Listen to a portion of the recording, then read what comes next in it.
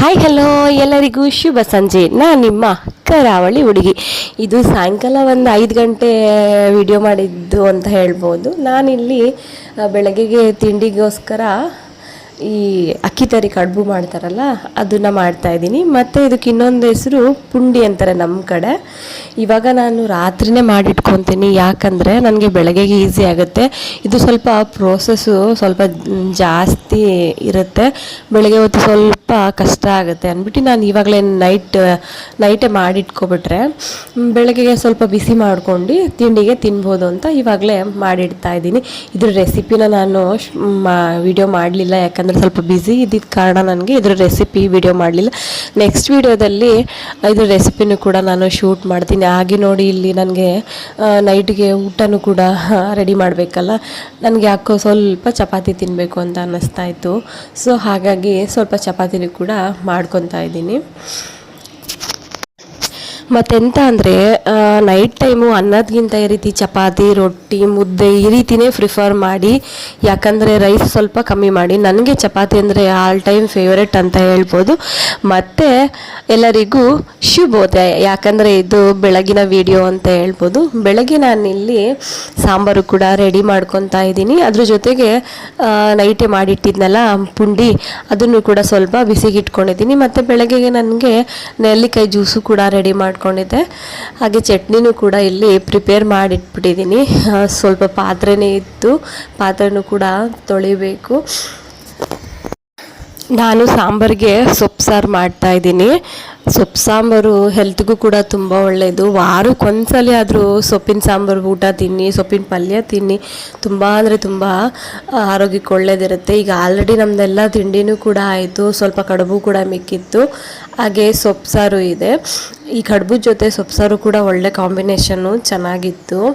ಚಟ್ನಿನೂ ಸ್ವಲ್ಪ ಮಿಕ್ಕಿತ್ತು. ನಮ್ಮನೇಲಂದರೆ ಈ ಪುಂಡಿ, ಈ ಕಡುಬು ಅಂದರೆ ತುಂಬ ಅಂದರೆ ಇಷ್ಟಪಡ್ತಾರೆ. ನನಗಂತೂ ತುಂಬ ಅಂದರೆ ತುಂಬ ಫೇವ್ರೆಟ್ಟು. ಈ ಕಡುಬಿಗೆ ಆಲ್ರೆಡಿ ನಾನು ಎಲ್ಲ ರೀತಿ ಮಸಾಲೆನೂ ಕೂಡ ಹಾಕಿಟ್ಟಿದ್ನ. ಅದಕ್ಕೆ ಎಂಥದ್ದು ಚಟ್ನಿನೂ ಬೇಡ, ಸಾಂಬಾರು ಬೇಡ, ಹಾಗೆ ಕೂಡ ತಿನ್ಬೋದು. ಮತ್ತು ನನ್ನ ಮಗನೂ ಕೂಡ ಇಲ್ಲಿ ಟಿ ವಿ ನೋಡ್ಕೊಂಡು ಕೂತಿದ್ದ. ಸ್ವಲ್ಪ ಸ್ವೀಟ್ ಕಾರ್ನ್ ಇತ್ತಾ, ಅದನ್ನು ಕೂಡ ಬೇಯಿಸ್ಬಿಡೋಣ, ತಿಂತಾರೆ ಅಂದ್ಕೊಂಡು ಅದು ಬೇಯಿಸಿಟ್ಟಿದೆ. ಮತ್ತು ಇಲ್ಲಿ ನನ್ನ ಅಜ್ಜಿನೂ ಕೂಡ ಸ್ವೀಟ್ ಕಾರ್ನ್ ಕೊಟ್ಟಿದ್ದೆ, ಅವರು ಕೂಡ ಈಚೆ ಕಡೆ ಕೂತ್ಕೊಂಡು ತಿಂತಾಯಿದ್ರು. ಇದು ಇವಾಗ ಟೈಮ್ ಬಂದು ಒಂದು 10:30, 10:45 ಆಗಿರ್ಬೋದೇನೋ. ನನ್ನ ಗುಂಡನೂ ನೋಡಿ ಸುಮ್ಮನೆ ಅವ್ನು ಪಾಡ್ಗೋನು ಕೂತ್ಕೊಂಡಿದ್ದ. ನಂದೆಂತ ಅಂದರೆ ಬೆಳಗ್ಗೆ ಎಲ್ಲ ಕೆಲಸ ಮುಗಿಸ್ಬಿಟ್ಟು ಆಮೇಲೆ ನಾನು ಸ್ವಲ್ಪ ಫ್ರೆಶ್ ಆಗಿ ಬಂದುಬಿಡ್ತೀನಿ. ಇವಾಗ ನಾನು ಕೂಡ ಫ್ರೆಶ್ ಆಗಿ ಬಂದೆ.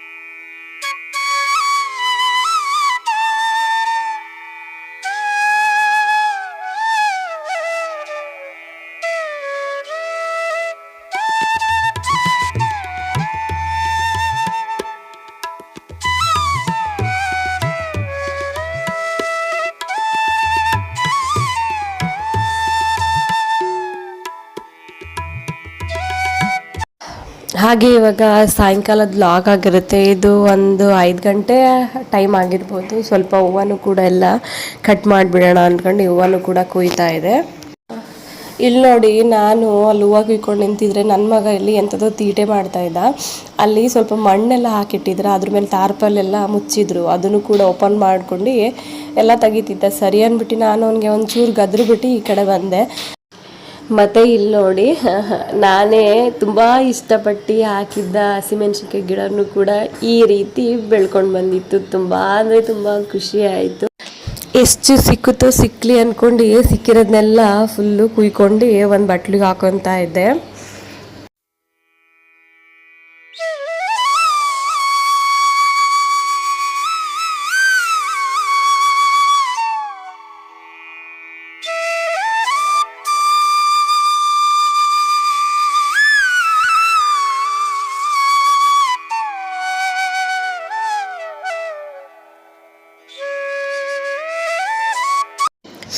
ಹಾಗೆ ಇಲ್ಲಿ ಸ್ವಲ್ಪ ಗಿಡಕ್ಕೆಲ್ಲ ನೀರು ಬಿಟ್ಕೊಬಿಡೋಣ ಅಂತ ಬಿಟ್ಕೊತಾ ಇದ್ದೀನಿ. ಮತ್ತೆಂತ ಗೊತ್ತಾ, ಇವಾಗ ನಾನು ದೊಡ್ಡ ಪೈಪಲ್ಲಿ ನೀರು ಬಿಡ್ತೀನಿ, ಸ್ವಲ್ಪ ಫೋರ್ಸಾಗಿ ಬರುತ್ತೆ. ಹಾಗಾಗಿ ಈ ರೀತಿದೊಂದು ನೀರು ಬಿಡೋದು ಕ್ಯಾನ್ ತಂದಿದ್ರೆ ಅದರಲ್ಲಿ ಸ್ವಲ್ಪ ಬಿಟ್ಕೊಬಿಡೋಣ ನೀರನ್ನೆಲ್ಲ ಅಂದ್ಕೊಂಡು ಇದರಲ್ಲೇ ನೀರನ್ನ ಹಾಕೊತಾ ಇದೆ ಎಲ್ಲ ಗಿಡಕ್ಕೂ. ಬೆಳಗ್ಗೆ ಸಾಯಂಕಾಲ ನಂಗೆ ಸ್ವಲ್ಪ ಫ್ರೀನೇ ಇರಲ್ಲ, ಅದು ಇದು ಕೆಲಸ ಅಂತ ಇರುತ್ತೆ. ನಂಗೆ ನಿಜವಾಗ್ಲೂ ಹೇಳ್ಬೇಕಂದ್ರೆ ಒಂದು ಕಾಫಿನೂ ಸಹ ಮಾಡ್ಕೊಂಡು ಕುಡಿಯೋಷ್ಟು ನನಗೆ ಪುರ್ಸೊತ್ತಿರಲ್ಲ. ನಾನೇ ಪುರ್ಸೊತ್ತು ಮಾಡ್ಕೊಳ್ಳೋದಿಲ್ವೋ ಇಲ್ಲ ಅದೇ ಪುರ್ಸೊತ್ತಾಗಲ್ವೋ ಒಂದು ಗೊತ್ತಿಲ್ಲ, ಇದೇ ರೀತಿ ಇರುತ್ತೆ ನನಗೆ.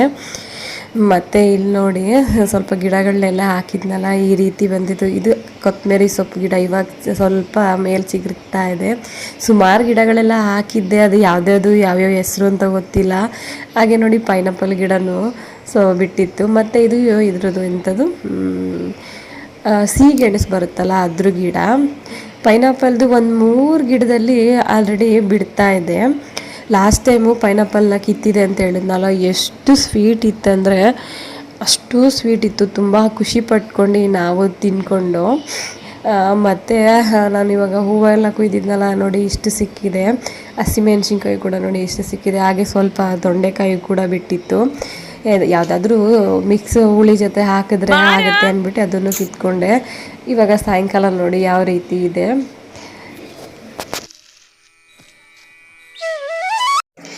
ಮತ್ತು ಇಲ್ಲಿ ಕಡಲೆಕಾಯಿ ಕೂಡ ಬೇಯಿಸಿದ್ದೆ. ನಮ್ಮ ಬಡವರ ಬಾದಾಮಿ ಅಂತಾರಲ್ಲ ಕಡಲೆಕಾಯಿ, ಅದು ಕೂಡ ಬೇಯಿಸಿಟ್ಟಿದ್ದ. ನನ್ನ ಮಕ್ಳಿಗಂತೂ ಫೇವ್ರೆಟ್ಟು, ಅವ್ರಿಗೂ ಸ್ವಲ್ಪ ಹಾಕ್ಕೊಟ್ಟಿದ್ದೀನಿ. ಮತ್ತು ನಾನು ಸ್ವಲ್ಪ ಹೂವು ಎಲ್ಲ ಕಟ್ಬಿಡೋಣ. ಈಗ ಟೈಮ್ ಬಂದು ಒಂದು 6:45 ಹತ್ತತ್ರ 7 ಗಂಟೆ ಆಗಿದೆ. ಮತ್ತು ನನ್ನ ಈ ಪುಟ್ಟ ವಿಡಿಯೋ ನಿಮಗೆ ಇಷ್ಟ ಆಗಿದೆ ಅಂದರೆ ಥ್ಯಾಂಕ್ ಯು ಫಾರ್ ವಾಚಿಂಗ್. ಹಾಗೆ ಸಬ್ಸ್ಕ್ರೈಬ್ ಕೂಡ ಮಾಡಿ. Love you all. ಮತ್ತೆ ಸಿಗೋಣ.